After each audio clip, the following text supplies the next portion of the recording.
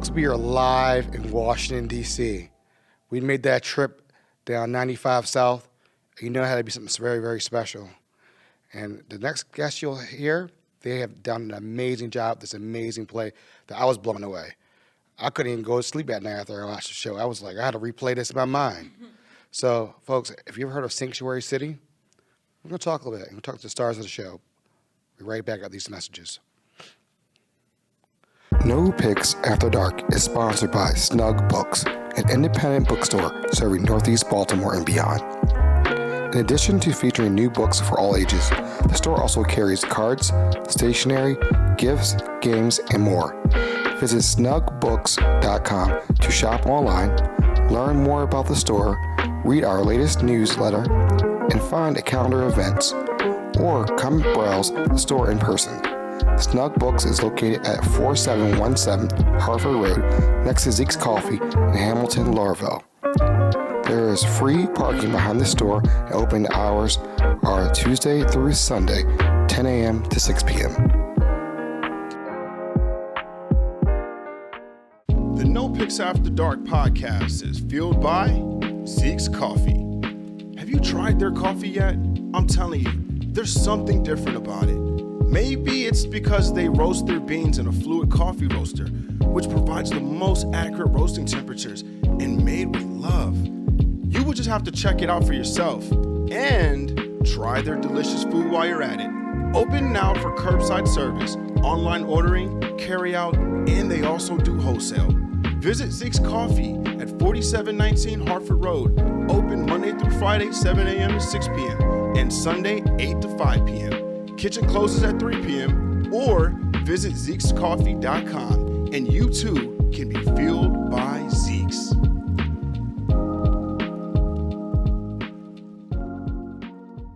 Welcome to the No Picks After Dark podcast. I'm your host, Aaron Dante. Today we have a great show for you. I'm so excited for everybody to hear these amazing guests that are coming on the show. They blew me away.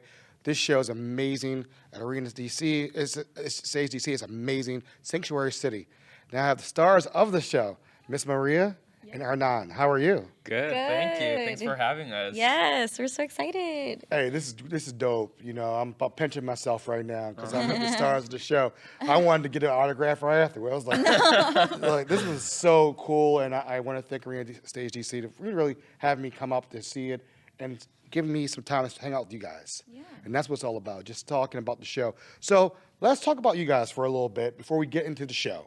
Tell us a little bit about you guys. Where are you from? Are you from the East, West Coast? Get a little quick background.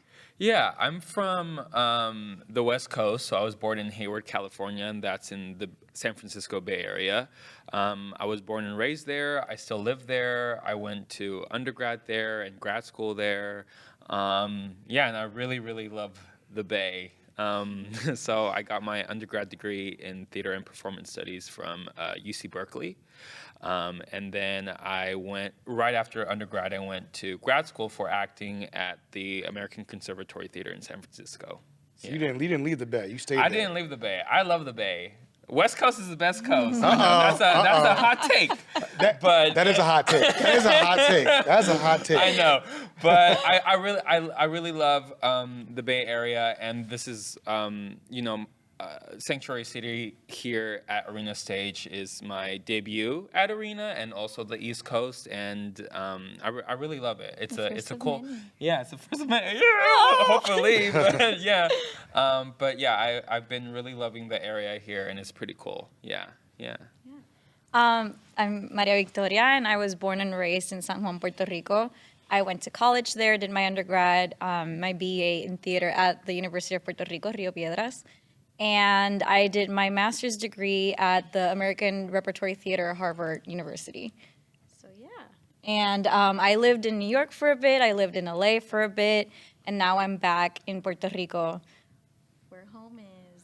Yeah. Oh, and nice. so, I did my West Coast premiere. And we did the show the first time at Berkeley. And I've done a few shows in New York. And this is my DC premiere as well. Nice. So growing up, did you guys always want to be actors? Was that something that you were like, and who was the person that you modeled yourself off after, like watching TV? You know, when I was growing up, I was like, oh, I want to be a sports journalism and be on ESPN, and then I realized that's a lot of work. So I did a podcast thing. But for you guys, growing up, there's always somebody that's like, wow, this is where I really want to do, like a family member or somebody you grew up watching. Yeah, I mean, for me, I think I really fell in love with the performing arts at a young age. I think during my time in middle school, my heritage is Mexican, so like my parents came from Mexico. So my mom, she signed me up for ballet folclórico, which is the traditional folkloric Mexican dancing, you know, with the big hats and the big colorful dresses. And I did not want to do it. I really resented, you know, practicing and rehearsing. But I think my first performance in front of an audience, I really, really enjoyed it. And I thought, oh my gosh, I love this. I love performing in front of people, and I love telling stories. And I think, I don't know, I just really love movies. I always enjoyed movies. And when I was younger, like, I would, you know, watch my favorite movie and pretend like I was one of the characters, and I would do exactly what they did. And that was like me playing by myself watching movies. And I think I decided to become an actor in senior year in high school, because I always thought, I was always curious about acting. And so I said, well, I'm going to try it out. And yeah, I totally fell in love with it. Yeah. I feel like similar to me. I have always known that I wanted to be a performer. Growing up, my aunt was a professional ballerina for a really long time, and you know, my parents exposed me to the theater from a very young age, to like cinema and like musical theater, not musical theater, movie musicals. And from a very young age, I would just like, kind of like you, Hernán, just imitate what I would see on film, especially like Disney movies. I would imitate the characters, which is also how I learned how to speak English, was like imitating all these characters and like imitating their pitches and whatever. And I loved movie musicals, and I loved Rita Moreno, and I loved I loved watching Annie, and I really wanted to play Miss Hannigan. Like, I didn't want to be Annie, I wanted to be Miss Hannigan. And like in the Disney movies, it was either like Mrs. Jasmine or Ursula or Scar or Hades. Like, I loved the big characters. That's so interesting that you say that, because I remember my favorite characters were the villains too. Yeah. And I think it's because they're the most complex, I think. Yeah, and they're the funnest too. And they're the funnest, yeah. They're the most That's so funny fun, that you say and that. like their songs were always the best. They had the best jokes. Yeah. And I always wanted to be a goof, so. It's funny you guys say, because I'm thinking back about the villain just of every movie. They're the best character in the whole movie. Always. They're Yeah. always the Always. best character, and I always bring it back to a recent movie with Bane in it, with Batman. And I just love that character. Yeah. And it's like so powerful, and like I could just watch that person. Like even growing up watching old Batman, Jack Nicholson. Yeah. And just seeing that was always mesmerizing to me. I look at what you guys do, it's amazing. Memorizing lines, being on cue, being on time, making sure and read off each other's body language. That's amazing to me. So, like the young kids say, we got to give the flowers to you guys, because the flowers, when you're here, getting the props, you know. So, Thank so you. growing up, I always ask every person this: what was your favorite childhood memory growing up? Like, what was that memory that you're like, wow, like that was a good time? Like for me, it was hanging out with my friends, riding BMXs, like bicycles, and riding all around the city. I'm like, what am I doing? Like riding 4 or 5 miles away. My parents were like, as long as you get back before so the sun goes down, that street light better not come on, or be home. What about you guys? Well, for me, it's definitely hanging out with my cousins and my friends and just with my family in general. Like, I remember for like Thanksgiving or Christmas, or even like during the summer, we were all together. I would obligate my cousins to like put on a little show, or like, I don't know, yeah, just spending time with my friends and my family is something that just, maybe it might be like one whole memory smushed together, but it's just the people is what I think about when I think about like childhood memories. I think for me is a family tradition that we have is a Halloween party. And that started when I was really, really young, and my auntie would host her house, and we would go and have like we would carve pumpkins, we would have like costume, competitions and stuff like that, and I really looked forward to that. And obviously because of, the pandemic, we couldn't do it for 2.5 years or so, 2 years. And I missed it again this year because I'm here, so I was kind of bummed that I got to miss it. But that's a really core memory that I have that I cherish. Yeah, holidays are always. I feel like Christmas time is like. Yeah. I get so excited about it because I just think about all the wonderful memories I have during that time. Yeah. Thank you guys for sharing. Like I said, I always like to get established, get a little behind the scenes. Yeah. Peek a little around the curtain, like, all right, we see you on stage, but who are these people that are amazing actors? So when we come back, folks, we're going to talk about when they realize, you know what, we can do this. We're going to talk about the show and how I have so many questions to ask them. There's so many things that you got to come check this out. I love driving from Baltimore to check it out because it's legit. One of the best shows I've seen all year. So when we get back, we'll dissect it a little bit and break it down, and so give you a little sneak peek behind the curtain of Sanctuary City. Be right back with these messages.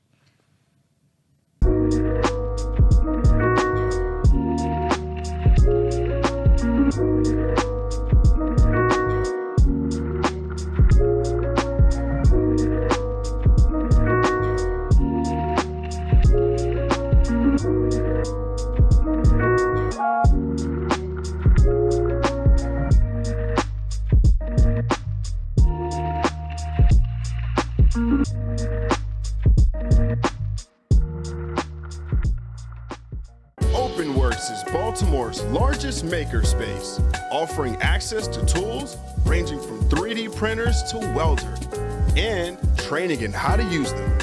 OpenWorks also offers affordable studio space, a coffee shop, and fun-free events throughout the year. But OpenWorks is more than a public workshop. It's a community of creative professionals, students, seniors, entrepreneurs, and makers of all kinds. Check out the website at www.openworksbmore.org or Instagram at open_works_bmore for class schedules, membership options, and more. When you give to United Way, your gift could be the first spark of something bigger. It can help provide nutritious food for a family in need. Because eating healthy shouldn't be a luxury. It can help someone with housing challenges and be a catalyst for a new beginning. Because a safe space to call home is the foundation for building a better future. Give today. Spark something bigger. The No Picks After Dark podcast is proudly partnered with Maggie's Farm. Located at 4341 Hartford Road, Maggie's Farm offers a unique dining experience with delicious handcrafted cocktails and mouth-watering cuisine, from falafels to scallops and everyone's favorites, honey sriracha cauliflower wings. Open for dinner from 4 p.m. until 10 p.m., Tuesday through Saturday, and for brunch, Saturday from 11 a.m. to 3 p.m., and Sunday from 11 a.m. to 4 p.m. with delectable chicken and waffles, shrimp and grits, biscuits and gravy, and more. Check out Maggie's Farm on Instagram and Facebook for daily and weekly food specials. All right. Folks, we are back at No Picks After Dark podcast on location at Arena Stage, Washington, D.C.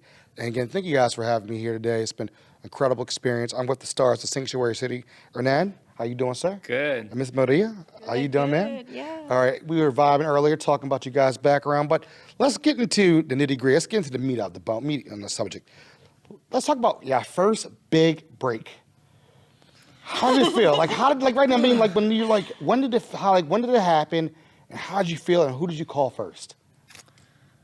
You go for it. Well, you go for it. I feel like this is my big break. Okay. My big break. It's so hard to define that, right? But I remember I had just gotten back from dinner. I was in New York, and I had just had dinner with my aunt and my uncle. My aunt, who I mentioned, had been a performer her whole life, and my uncle, her husband, had been in the theater industry as well.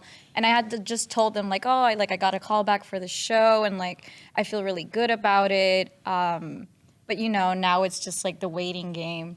And so I get home, and I remember I was FaceTiming with my partner at the time, and then I got the email, and like we were talking, I don't know, we were like joking around about something, and all of a sudden I just went like quiet, and they were like, what's happening? Like, are you okay? And I was like, I got it. Like I got in, and yeah, and then immediately I was like, I'll call you back, and I had to like call my mom, and she was asleep because it was like I think 10 or 11 at night, and I just texted her and my aunt, and everyone was like freaking out because it really felt, when I got that email saying that I was cast, it felt like all the seeds that I'd been planting since I graduated from my master's was like the fruits of my labor were really coming to fruition, and that was very reaffirming for me. And it was like, you know that you're on the right path, you trust your gut, and like you go at it and you keep auditioning no after no after no, but you just keep going because that's the nature of the business. And then to finally get like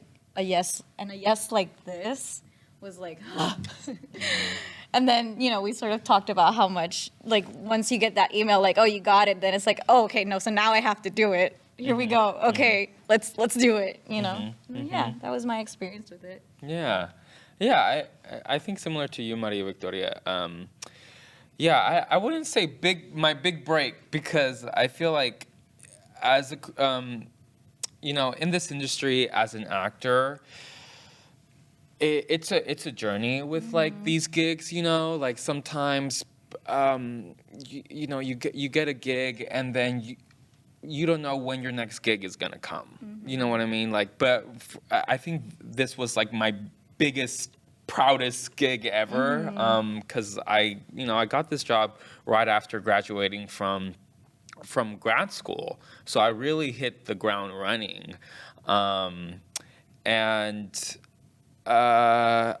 what was your question there? I never got just like your first big break, what was your first call you made? Oh yeah. Just a feeling that because it's I guess it'd be equivalent of winning a championship or something. Yeah. Or coming in first place, like that euphoria is something you could never get that feeling ever. You'll get it again, but just knowing. Yeah, I think it's getting cast in this great production, and being cast in this amazing, beautiful play that Martyna Majok wrote and that David Mendizábal directed.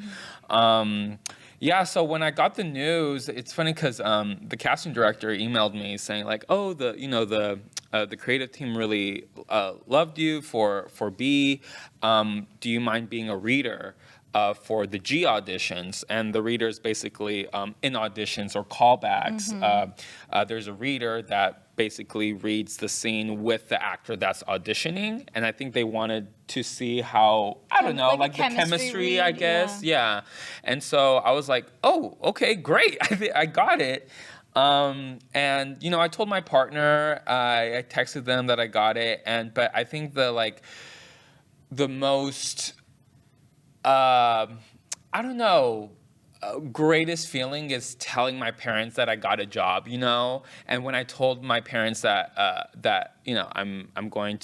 was going to act at Berkeley Rep, one of the greatest reputable regional theaters here in this country, and that I was going to come to Washington, D.C. and do this play, like they were so proud of me, like my mom cried and everything. So I think it's just like, a parent's, pride in, having their child succeed, and also just like that they're okay, that they have a job, okay, So I think that's one of the greatest moments for me, was to tell like my parents that, I got this opportunity. Yeah. No, and I got from your mom, like she's very similar to mine, whereas like my mom's my biggest fan. So she was just like, when I told her, she was like, finally, but not a finally like, oh, you finally got an acting job or whatever. It was like finally they're seeing what I'm seeing, which was really sweet too. Yeah. And I think that's where that emotion also comes from. Like our parents recognize that they've raised two great kids, and that they're just like doing their best to succeed in this career. Yeah. And success is so, different for everybody. Yeah. It looks different for every actor, and we shouldn't, box ourselves into what that looks like, Yeah. and really be open to any opportunity that comes our way. Yeah. So when you hear the word sanctuary city, what's the first thoughts that come to your mind? Oh boy. Yeah, I think it's so complex. I mean, the first sanctuary city was Berkeley I think in the early 70s. And to me, that means that a community recognizes that they have another community within their community that are undocumented, that are willing to share resources with that specific community. And I think it's a statement more than like a policy. Yeah. I think for me, it's complicated. I get a mixture of feelings because I think about, I'm gonna do it, the hypocrisy of the country being like, the Statue of Liberty, receiving everybody who needs refuge, and then, the anti-immigrant sentiment that there is in this country. And so when I hear the word sanctuary city, I get a little like thorn feeling in my body, because it's like, is it really? Are you really? What does sanctuary really mean to you? Is it checking a box to be like, look at me, look at the good thing that I can do? Or are you really offering refuge to people that need it? So, yeah, it brings up a mix of emotions. Yeah, I didn't really know what I was looking for when I came in. I had something in my mind. So when I was like, all right, this is in my mind, this is what's going to happen, it was totally different. Yeah. And when you guys started, getting into play, understanding what it was all about, did it change your perspective a little bit about things? Do you see things a little bit differently after, or how did you feel going through this play every week and rehearsing up to it? I felt guarded, just because my personal history and my background. Both of my parents, came from Mexico at a young age. Both came here undocumented. My dad came to this country alone when he was 19 years old, left everything. And my mom came here to this country with my grandpa because he was, he had a working permit. But they both, my mom overstayed her visa here. So I was very guarded. And I tried to protect my peace whenever when we talked about these like really difficult subject matters that's affecting people even today, and that we have seen in the last few months, and during the last administration for sure. So yeah, I came to this project guarded, but also ready to like jump in and bring my authenticity and heart to it. And I think that's what made me really excited. Yeah. Yeah. What about you? I feel like it really made me like, it reaffirmed my values and how I feel about immigration, and it also, it brought up a lot of complicated feelings, because so I'm, like I've mentioned, I'm Puerto Rican, and Puerto Rico is a colony of the United States. So even though we are treated as second-class citizens, we have a passport, right? We have U.S. citizenship. And so, like, what does that mean for me? And, like, what does that represent for me? And kind of battling that, like, I want sovereignty and independence for my country. And also realizing and understanding and knowing how, like, a U.S. passport is so valuable to so many people, and what it can do for you, and the safety it can give you. And so it brought a lot of turmoil within me, but ultimately, you know, I can, like how we say in Puerto Rico, separar la dinga de la mandinga. Like I can recognize that politically and socially, this country represents something for my country, but then it can also be a safe haven, a sanctuary for many other people. No, because I remember during the show, you really don't know where the actors are from. They don't talk about that. Which I think is wonderful. I'm sorry to interrupt, but like in the script, Martyna specifically does not give a nationality to any of these characters. Whoever is casting the show is open to casting in it whatever way. So I think that's a beautiful thing about this show. No, I thought it was brilliant. And then, you know, just seeing like, because you kind of want to know like, where are they from? Like, and then even when we talked a little bit off the camera about, not to give too much about the story, Yeah, about the show, spoiler but, alerts. you know, just, you know, going to the airport. And you live in, you know, you live in a situation. And your friendship throughout the whole play was just a dynamic that it was amazing. It was difficult, I would say, a little challenging. Expand a little bit about the relationship between you two and this show, like the dynamics. The characters are us. The characters. The characters. Well, explain a little bit the dynamics. Well, I mean, the character that I play, B, he was brought to this country with, his single mom, and you know, he doesn't have a lot of friends. I mean, the only friend that he does have is María Victoria's character, which is G,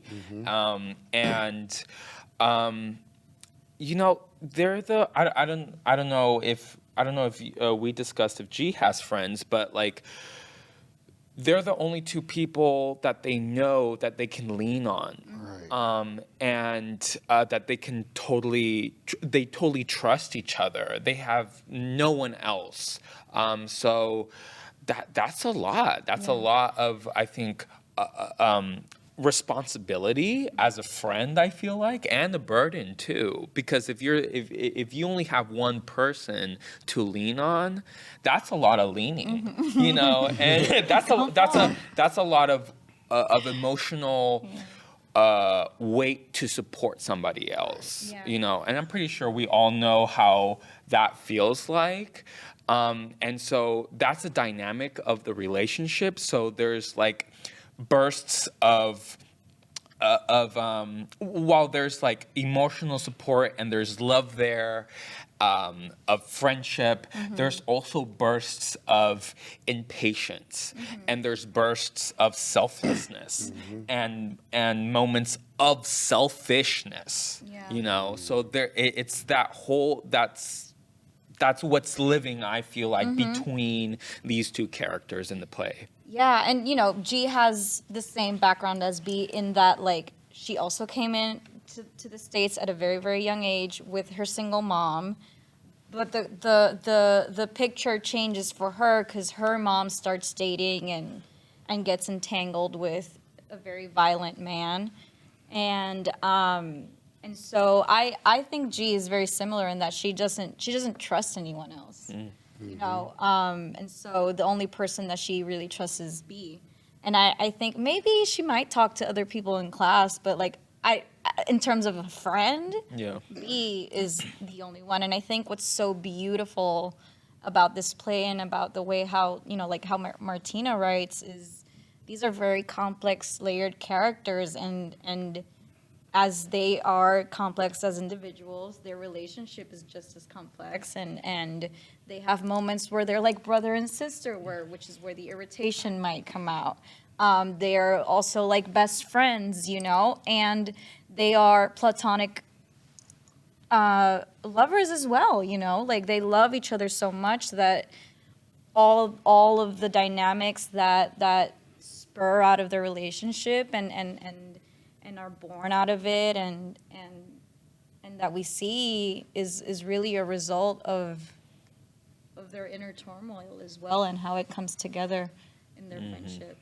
Yeah, you definitely broke it down on that. Yeah, that's you Right? see 'Cause, it. yeah, when you love someone, You're doing whether it. it's a romantic partner or a friend or a brother or a sister, their problems become your problems Right. because you care.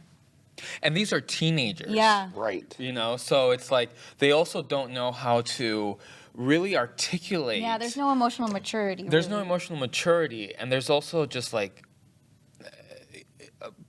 they still. I feel like these two characters also don't know how to have a hard time articulating their boundaries too.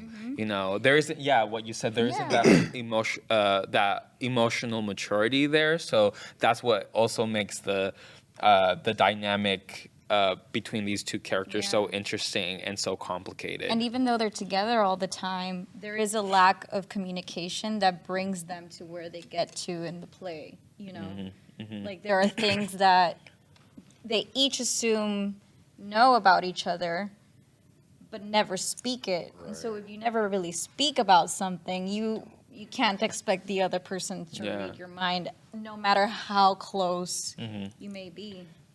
Y'all about to have me go back and buy a ticket tonight and come back tonight. Y'all about to have me come back. See it a second time. Yeah, I'm about to, because now I'm like, all right, hold The on. details, The right? details. It's always the details. Yeah. Switching it up a little bit. You guys both performed at the Berkeley. Now, what was the process of transferring that production to Arena Stage DC? What was it? Was there a big process behind it? Not so much. I mean, at the stage that we're performing on, I'm blanking on the name. Do you remember the name of the stage? Pete's? No, here. Krieger? Yeah, at the Krieger stage. It's smaller than the Pete's Theater at the Berkeley Repertory Theater. And The stage. And it's not as in depth as it is compared to Pete's. So, and there aren't also VOMs at Berkeley Rep. There were VOMs. Pete's is the theater we performed at Berkeley. Right. And so there was a lot of, at Berkeley, we would be on angles a lot, how we blocked it or how we choreographed it. And here there was, we just had to judge a little bit. Yeah, you know, what they call flattening it out. Flattening out because here at Arena Stage at the Krieger, it's more like a proscenium stage. So there's it's pretty, you have to flat out a lot if you're doing like a proscenium. Whereas in Berkeley, it's more of like a thrust. And when there's VOMs, it's almost kind of like in the round almost, not completely, but almost. But I think also just like, you know, having the time between, you know, these two productions, 2 months? Yeah, it was like, I mean, for me, I had to process it too. You know, I felt like I didn't really have time to process during performances because we performed 8 times a week. So it's kind of like here, like here. So like I felt like I didn't have the time to process it until after we closed at Berkeley, where it's like, I just processed everything. Because for me, at least, you know, we worked 2.5 weeks, almost 3 at Berkeley before showing it to an audience. And then, you know, we did our homework. We asked all these questions, and it's like, okay, go. Yeah. You know, and still ask those questions while we're performing, right? But yeah, I didn't have the time to really sit down and really like think about the relationships that these characters have, and you know. I think the biggest gift an actor can receive is going back to a play and play the character that they played a second time. Because, I mean, for me, I've been told that, you know, if you're playing a character in a play or in a play, you never know that might be the last time you'll play that character. So really, I see this performing here at Arena as a gift is going back to where we left off. Yeah. Yeah, and it changed and it didn't. A lot of it is quote unquote the same, but I feel like flattening it out and also just coming back to it and keep doing it keeps making it more and more profound, and it, like Hernán said, it's such a gift to be able to come back and do it again and keep doing it, really. And when you have castmates like Hernán, it's just even better to do it. I love it. Shucks. Love Like, it. we've been so blessed because we have such a great relationship outside the show and chemistry, and we really are very good friends outside of it, and I think that makes the show even better, I think. Oh, yeah. Because, we trust each other so much that we can throw anything at the other one and trust that it's going to be received and responded and reciprocated at the same level. Yeah, the work is always easier when you get along with your with your fellow actors. When you get along with your actors and when they're like really friggin' good at what they do. Yeah, that too. Yeah, it makes the work so much easier. And the chemistry was amazing. Just so from watching, it was just, again, the chemistry was amazing. So one of the big things of the show is sacrificing for a friend. And when G gets citizenship, she offers get his by marrying him, even though they were dangerously involved. Does this resonate for you? And would you consider making that kind of sacrifice for a loved one? There's a lot of questions in there. I mean, yeah, I can tell you one thing now and then be put in the situation and maybe react differently, but I think so. I think one of the things that I have in common with G is my passion or how the way I love is so fierce, and so when I consider you to be one of my peoples, I will go to the ends of the earth for you. Obviously, María does it when it's reciprocal, right? Like if I'm not receiving back the same love that I'm giving you, then that might be a different story. But if it's someone, like Hernán or like one of my best friends from home, and they were in a predicament like that, absolutely. Obviously, I would prepare myself. I would get the correct lawyers. If we're talking about this specific situation, I would make sure that everything was done correctly. But yeah, I mean, I feel like we come into this world alone, but we are meant to be in community. And so, like, what does it mean to be in community with someone? It means, like, we sacrifice for each other. And so that's what I think. Yeah, that question really struck me, because oh my gosh, I don't want to get emotional, but like this might sound weird, probably because it's like a half-baked thought, but like I was raised on sacrifices. Sacrifice is a love language between me and my parents, because they sacrificed everything that they had to come here, and the opportunities that I have is because of their sacrifices. So, yeah, that really struck me because, like, it and I think that's why my mom cried, because those sacrifices that they made, I'm so sorry, were in vain. And, this show is about people who make sacrifices, and they're willing to make those sacrifices without knowing that they're gonna get the outcome that they want, and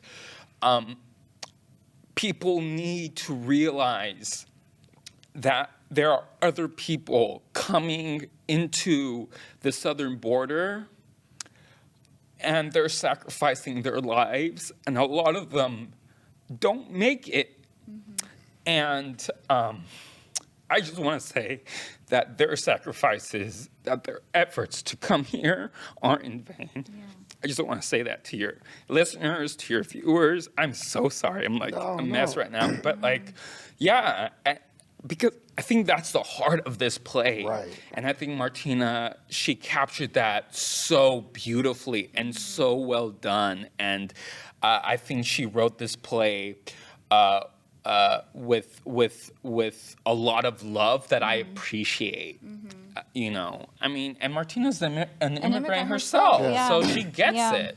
And I'm just thankful. I'm just so thankful that this play exists, that we get to do this play, tell this story 8 times a week in front of a whole bunch of different audiences every evening, every matinee show. So yeah. Yeah, and you know, I think what's so beautiful about our story, even though yes, like Hernán and I are both Latino, it's, you know, this is not a Latino story. I think what you're talking about, that sacrifice, is universal in all immigration stories and in different cultures. And I think, you know, when you leave everything you have in a country and then move to another, like my mom did as well. She was born in Cuba and then immigrated to Puerto Rico. There's this sense of like, we need to stick together, and whatever I do is going to be for you, no matter what. And that's really powerful and really moving. And I understand why, you know, you were so moved now, because you see, and we see our parents and all the hard work that they've gone through and how tired they are, but how worth it, you know, it has been when they look at us. Yeah. And all the sacrifices they've done, they see us, and it's like, woof. Yeah. That was worth it. Yeah. It's heavy. Yeah. Sacrifice is a love language. It is. But there has to be a balance of setting boundaries. Yeah. Which is why I want to say. Yeah. I want to say to your viewers and listeners, don't just sacrifice everything, but just cause. No, because I look at my family and I'm like, there's a huge like boundary issue here. And which is why I said earlier in my answer, like, Maria, me, María Victoria de la Garriga Martínez Fernández Rodríguez Paubush, is not gonna like do all that sacrifice for someone who is not willing to do the same for her. Yeah. You know? Yeah. So no, we put boundaries. But yes, sacrifice is a love language when it is within a healthy relationship. Yes. Thank you both for sharing that. Really, thank you so much. So this show takes place in the early 2000s, all right? So it was some cool things. I was kind of like, all right, I remember this fashion. I'm like, ooh, fashion 2000s is rough. So let's take us to like, it was different. So like, and then so talk us through like, you know, the cultural like part of like the clothes and like the music. And I was like, I remember that song. Like, I remember, like, that's when we had CDs. Like, so, like, take us through that when you guys had you had the jeans, you had the baggy jeans with the Timbs on. You know, I was like, okay, you know, you had the shoes on, the Doc Martens maybe. No, I have those? Documentations on now. But, no, I have these platform sneakers from Guess. Yes, they're big, the high, in the show, yeah. Well, you know, our costume designer, David, was so generous to invite us into the process of choosing our characters' pieces. And I think as an actor in the creative part, that's my favorite part of creating a character, is like getting to choose what they're gonna wear and what they're gonna look like. And like that, I feel, dictates so much of like their movement. And I remember going into the costume shop and they had all these options, and I saw these like the cargo pants.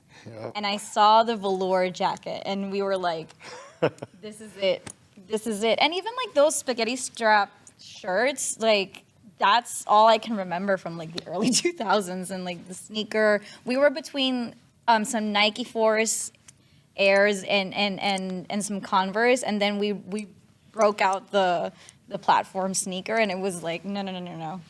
This is what we're using, you know, in terms of the clothes and stuff for her. And then David, the director, was like, I really need you to wear butterfly clips in your hair. I was like, absolutely. I love absolutely. it. And the big hoops. And the hoops. Well, And the hoops. I wear big hoops. That's bad. All the time, all day, every day. I mean, but it adds character to like everything that you're wearing. It It's does, like as I'm wearing big hoops hoops right now, but it's different. It is. It's different. Yeah. Maybe. No, you know what? I'm not gonna get into that conversation. Continue. I was gonna talk about hoops and Latinas, and Listen, cultural appropriation. Okay, continue. Okay. Maybe another day. And with the music. The music selection was amazing. Yeah. I We thought it was spent time. Yeah, how do you go about that. did you guys just sit around listening to music all Yes. day? Like when did you just Google 2000 era, 2001, 2002, 2003 the music or I mean, the creative team did, but I felt like I feel like we did. it was in such the a room. great collaboration. I don't think I gave that much just because, I don't know, I'm an old soul, old school kind of guy. So And we were younger. and I was young. I mean, I was 4 in 2001. So I have very little memories of the early 2000s. So Yeah, and I I was didn't 7. really listen to the Backstreet Boys and No, I did. NSYNC and stuff like that. I didn't really. Yeah, it's funny. I felt kind of like, I don't know, the odd one out when they were looking for songs. We would spend time in rehearsal sometimes, okay, what do you think about this song or whatever? Because a lot of the team was young or were B&G's age during that time. And so that was really fun to sit down and be like, ooh, this song. Oh no, ooh, this song. And we made some changes for the arena production, maybe a song or two changed. But it's all you listen to them and you're definitely transported to an era. Yeah. So I'm saying my age now.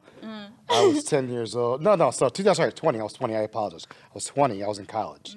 So that was my prime life. That soundtrack. I was like, oh yeah, I remember that song. So it took me back, and I was like, yeah, music was different during that era. It was definitely different. Now, we've talked so many different things, and I want you guys to tell me, what do you want people to walk away with when they hear this interview, and then when after they watch this interview, they're gonna be like, hey, we're gonna see this show tomorrow. Yeah. What do you want them to walk away with? So when they're I want to hear about Sanctuary City, what do you want them to walk away from you guys talking today?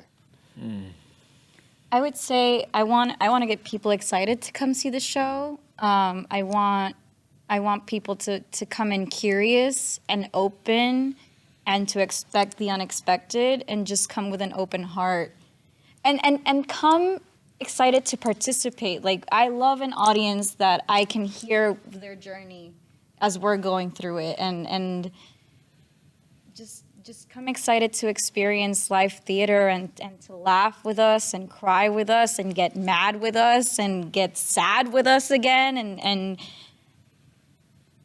just then leave the theater asking yourselves all the questions and hopefully, change your mind a little bit and open your mind as to what an immigrant looks like, because we ain't got one face, we got many, Anyone who's sitting next to you might be in the situation that B&G find themselves in. Yeah. Ditto. Ditto. Yeah. Eso. But I think. I don't know. Yeah, I don't think I have to. I don't think there's any need to add anything. I think you really nailed it in the head, Maria Victoria, where it's come with an open heart, come being curious, and this play is definitely a roller coaster of a ride, in all the good ways, you know. So come out and see this really amazing, beautiful, touching story. Again, thank you guys for your time today. Thank you for having and us. This has been an amazing experience. I'm sitting here wow. You're going to come see the show again. I am. I'm coming back now. That's done deal. I'm coming back. I'm going to sit in the front row. But yeah. Yes. Y'all gonna be like, oh yeah, I knew what that is. But no. But I just wanted to say thank you for your time. And I know you guys are busy doing the shows, 8 shows. I mean, that's a lot going on. But you guys have nailed it, and I want people to come out and check out Sanctuary City at Arena Stage, DC. Easy ride. If you come from Baltimore, if you come from anywhere, it's easy ride, easy to get here. I always ask my guests a speed round questions, and now be it. I won't hold you up too long. Great. All right. Chicken wings. Do you guys eat meat? Yes. All right. This is always a fight in the family. Do you eat drums or flats? Flats. Okay. That was strong. Flats. I'm a flats person too. Okay. Blue cheese or ranch? Ranch. Oh, that was a little. Oh. I'm not. I like chicken wings, but I'm not a huge dipper. Oh, I am. All right. I love the dip. I love dipping. Dip. Favorite Super Bowl halftime show? Ay, ay, ay. Oh my gosh. No sé. Prince. I don't watch my. Purple. Okay, no worries, no worries. Beyonce. Okay. Beyonce. There you go. Purple Rain was my favorite because it rained. He rained. Yes. So It's so cool. Who else? Favorite musical play that you've seen in the last 5 years? Musical play? Yep. Music or play? Musical play, either one. Oh my gosh. But if you could go back right now and go check it out, where would you go? Oh, come blanking. Favorite play? How to Kill 7 Oversight Management and Fiscal Control Board members at Soho Rep. Okay. And I worked on that show. And musical that I've seen. You think too, 'cause The first thing that pops up is Hades Town. I saw it in May, and I saw it. I decided to watch it because that's when Andre DeShields said that he was leaving. I'm like, I gotta go see it now. So the first one that came to mind that I went to see live, at least on Broadway, was Cabaret with Alan Cummings. Okay. His second time around doing it. That was amazing. Yeah. Nice. I'm a Rent guy, so Rent, yeah, I haven't seen Rent. Tay Diggs went to Live. Syracuse when I went to college. Oh wow. So he came back one time. He was singing it like at a bar. Yes. I can see that. That must have been amazing. Oh, he's interesting. We'll talk off camera about him, but he's interesting. Amazing. He's an interesting guy. But what's the best advice you two have ever received? We'll wrap it up with that. Let it go. Yeah.